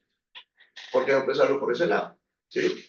Y eso yo creo que son lo de los realistas, y eso fue la crítica que intentó hacer a Austin y a Bentham en esos términos, pero yo creo que más bien por ahí es el punto. Y me parece que sí tiene relevancia la idea de distintos tipos de razones desde la perspectiva del debate internalismo-externalismo, donde entraría un poco esa idea de la fragmentación. Serían mis observaciones. Buenísimo. No sé si tengo tiempo para responderte algo, decime vos. Sí, sí. Ok. Uy, Digo, fueron 10 minutos. son un montón de cuestiones, un montón súper interesantes. Trato de decir algo sobre algunas que son quizás las que creo que puedo responder más rápidamente. Primero, que Descartes termina cayendo en una concepción, digamos, prudencialista de la aceptación y por ende en su propia crítica al predictivismo es algo que simplemente no veo, no entiendo, no me parece que sea ese el caso en absoluto. No son críticas que le han hecho. Ya, bueno, si es así, realmente no las veo. Me parece que la idea de Hart era precisamente mostrar que la concepción predictivista de la obligación jurídica y por ende la concepción predictivista del derecho eh, es de muy poco calado explicativo precisamente porque deja de lado el fenómeno de la aceptación. Sí, pero entonces, sí. de pronto el punto es aceptar, la crítica de la noción de aceptación que tiene. La aceptación compleja de Hart al final está construida, como se lo construye con el modelo de reglas sociales, está construida en la aceptación compleja. Yo acepto al final porque tú lo aceptas. Y tú lo aceptas porque crees que yo creo que tú lo aceptas. Es decir, hay una idea de proyección al final y en eso está el punto de crítica, por ejemplo, se la hace Dworkin también. Sí, pero yo no creo que eso sea cierto. Por lo menos no creo que sea cierto en el Hart original. Hart en momentos posteriores de su obra concedió un montón de cosas, algunas creo que bien y otras creo que mal. Eh, em, la mayor concesión en este aspecto que vos mencionás es a la idea de cómo es que funciona la normatividad social. Y Hart le concede a Dworkin esta cosa de yo acepto porque vos aceptás. Pero no es cierto, creo, que la concepción genérica de la aceptación tenga que funcionar necesariamente así. Más bien al contrario, me parece que es incompatible con la idea expresamente defendida por Hart de que la aceptación se puede deber a una pluralidad de razones. No es cierto que entre las razones o motivaciones por las que uno acepta tiene que estar la de que otros aceptan. Esto es cierto como condición necesaria para la conformación de reglas sociales, pero no es cierto respecto de la relación de uno con normas particulares, sean sociales o de algún otro tipo. Por cierto, hay otro error bastante generalizado, en mi opinión, según el cual, digamos, todas las normas jurídicas desde una concepción hartiana son normas sociales. Creo que esto es absolutamente falso. Desde una concepción hartiana, el derecho está en última instancia fundado en una norma que es social, que es sociojurídica, que es la regla de reconocimiento. Pero de allí no se sigue que todas las reglas jurídicas son también reglas sociales, si es que una regla social para existir debe requerir de esta aceptación compartida que en parte se debe a que uno cree que otros aceptan, etcétera, etcétera. Tampoco se debe ni siquiera al aspecto externo de las reglas sociales. El aspecto externo de las reglas sociales implica que las reglas tienen que ser de hecho practicadas. ¿No es cierto? Entonces, toda regla social es una regla que de hecho es practicada. Pero de allí no se sigue que toda regla jurídica es una regla jurídica porque de hecho es practicada. La regla que acaba de emitir el Congreso hace 15 minutos no es practicada y es una regla jurídica. Pero eso lo respondió en la entrevista, ¿no? Que salió Arthur que nos aclarar ese punto. Y lo aclaró.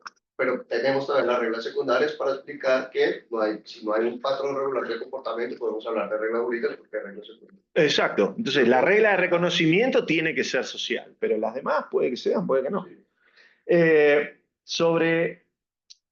Me gustó mucho la cuestión que hiciste a cómo quizás entender la idea de Cristina que yo antes discutí respondiéndole a Gaby, mirá, no es que rechacemos la reconstrucción según la cual los enunciados internos son expresivos, sino que decimos que son expresivos de una actitud que no es práctica, sino teórica. La aceptación concebida como una actitud práctica o cognitiva y no teórica o conativa. Y lo que yo digo es, esto también lo toqué en ese texto discutiendo con Cristina, creo que esto no se toma en serio el expresivismo como concepción metanormativa, por lo menos el expresivismo contemporáneo como concepción metanormativa, del que yo firmemente creo que Hart es algo así como un precursor, quizás sin haberlo sabido. Expresivismo no cognitivista. Exacto. Pero hay una razón más fuerte que no es que uno pueda expresar, sus enunciados puedan ser expresivos de actitudes prácticas o de actitudes teóricas, y entonces la discusión es solo sobre cómo concebir a la aceptación, si como práctica o teórica, sino más bien creo que tomarse en serio el expresivismo contemporáneo exige, a diferencia de lo que hace Kramer sobre todo, y tal vez de lo que implícitamente esté haciendo Cristina, exige tomarse el expresivismo como una concepción no sobre la pragmática del lenguaje, sino sobre la semántica del lenguaje. Kramer lo dice esto explícitamente. El expresivismo es una posición acerca de la pragmática del lenguaje, tiene que ver con qué es lo que hacemos cuando decimos las cosas que decimos, y efectivamente lo que nosotros podemos hacer es expresar nuestra aceptación, concibiendo a la aceptación como una actitud cognitiva o teórica. Pero creo que esto no se toma en serio al expresivismo entendido como una concepción semántica. Tomarse en serio el expresivismo como una concepción semántica implica difuminar la distinción entre semántica y pragmática. Entendido como concepción semántica, el expresivismo dice el significado de nuestros enunciados depende de los estados mentales que expresamos con ellos, ¿sí? Con lo cual no hay una distinción tajante entre lo que hacemos y lo que decimos y lo que hacemos al decir lo que decimos, ¿sí? Sino que más bien lo que pretendemos hacer influye quizá no por completo, pero en enorme medida en qué es lo que significa lo que decimos, qué es lo que en efecto decimos. Y entonces la idea de que Hart conciba de manera conativa o práctica a la aceptación es a su vez lo que hace que el enunciado sea expresivo. Entonces no tiene ya mucho sentido decir el enunciado puede ser expresivo aunque conciba a la aceptación como actitud teórica, ¿sí? Ras puede decir que hay un punto de vista tercero, el de los enunciados detached, entendidos como cognitivos del derecho y no de las creencias de las personas acerca del derecho, sin necesidad de aceptar la tesis de la unidad, decís vos. Y recurrís a la distinción entre razones operativas y auxiliares, y decís, bueno, es que puede que las razones morales sean las operativas y las jurídicas sean meramente auxiliares, y no es que están subordinadas normativamente en el sentido del peso, sino es que cumplen roles completamente distintos. Las operativas son morales y son operativas, las auxiliares son jurídicas, pero son auxiliares. Entonces, son como categorías distintas de razones o algo así. Yo a esto respondería dos cosas. Uno, suscribir la idea de que las razones operativas siempre son las morales es como un question vein de la idea de unidad. ¿Por qué las razones operativas solo pueden ser las morales si uno no suscribe la tesis de la unidad? Y por otra parte, me parece que quien quizás más firmemente intentó una estrategia más o menos como esta que vos sugerís, es Nino. Nino decía en el razonamiento jurídico aplicador de normas jurídicas, en la reconstrucción silogística que solemos hacer los teóricos del derecho del razonamiento judicial aplicador de normas, en efecto, las normas jurídicas no funcionan como razón operativa, por lo menos no funcionan como razón operativa última. Y por eso, en la reconstrucción ampliada que Nino ofrece, lo que dice es, lo que funciona como razón operativa última es mi anuencia moral a la legitimidad del legislador o algo por el estilo. Y solo eso puede funcionar. Pero él dice por qué solo eso puede funcionar como razón operativa. Lo que dice es, las razones operativas tienen que reunir ciertas características para ser operativas. Tienen que ser universales, tienen que ser generales, tienen que ser supervinientes, alguna más que ahora no me acuerdo, y la última, y la más importante para lo que quiero decir acá, tienen que estar tienen que estar incluidas en la estructura de jerarquías de razones. Y solo las razones últimas pueden ser operativas. Y solo las razones morales son razones últimas. Entonces, Nino intentó justo esta estrategia que vos sugerís, pero para mostrar que la reconstrucción correcta del razonamiento jurídico implicaba razones morales como operativas, tuvo que asumir que solo las razones morales pueden ser operativas porque solo las razones morales pueden ser últimas y solo una razón que es que ocupa la cúspide de la jerarquía normativa puede funcionar como operativa. Entonces, Nino estaba suscribiendo abiertamente la tesis de la unidad. Y luego, ¿por qué no pensar que puede haber unidad, pero ya no bajo el imperio de las razones morales, sino bajo las razones prudenciales? De las operativas. Exacto, y yo creo que es posible, por eso cuando presenté las tesis de la unidad y la fragmentación, cuando hablaba de la unidad dije, la tesis de la unidad se suele concebir como implicando que las razones morales son las de necesario mayor peso o escalafón último, pero en realidad son dos tesis distintas. Yo por eso en el texto que les pasé distingo entre la tesis de la unidad básica y la tesis de la unidad reforzada, donde justamente la tesis de la unidad reforzada es la que viene con esta segunda idea de que las razones morales son las de mayor peso necesariamente. Pero la tesis de la unidad básica no incluye esto otro, y entonces, claro, es concebible que haya una idea de unidad del razonamiento práctico, pero no bajo el imperio de la moralidad, sino bajo el imperio de alguna otra fuente de razones, como puede ser la prudencia. Y de hecho, en mi texto doy el ejemplo de Max Stirner, como quizá como el gran antecedente de Nietzsche, ¿no? Stirner, en efecto, sostenía férreamente que que la razón práctica es unitaria, pero que las razones máximas son las prudenciales, las de autointerés, ¿sí?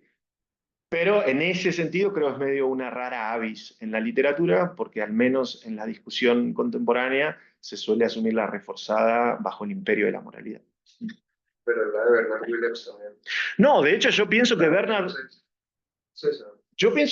Williams... Las motivaciones que en últimas sí son motivos, son causas psicológicas que en términos de razón son por experiencias diferenciales, pues esta idea de la instrumentalización. Yo tiendo a interpretar a Bernard Williams como un partidario de la tesis de las fragmentaciones, no de la unidad bajo las razones prudenciales, sino como un partidario de la tesis de la fragmentación. Lo que sí me parece claro es que Williams no defiende la idea de inconmensurabilidad de las razones. Por eso Williams cree que en contextos particulares de deliberación y decisión, uno puede llegar a la respuesta sobre cómo actuar, y la respuesta sobre cómo actuar puede no ser la moral, ¿sí?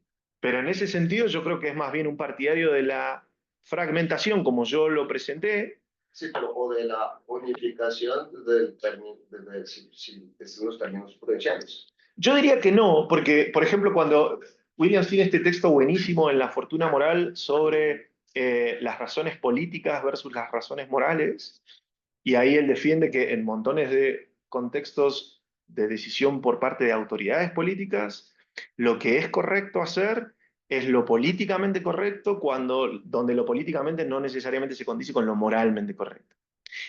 Y a su vez él distingue allí entre lo políticamente correcto y lo prudencialmente correcto si es que lo prudencial tiene que ver con el autointerés de la gente de ese momento, la gente que tiene que tomar esa decisión. Lo políticamente correcto puede ser contrario a mi autointerés y puede ser contrario a la moralidad y puede, sin embargo, ser lo que es correcto hacer o lo que hacer en un determinado momento. Por eso yo diría que no es exactamente un partidario de la unidad bajo la prudencia, bajo el imperio de la prudencia, sino más bien un partidario de la fragmentación.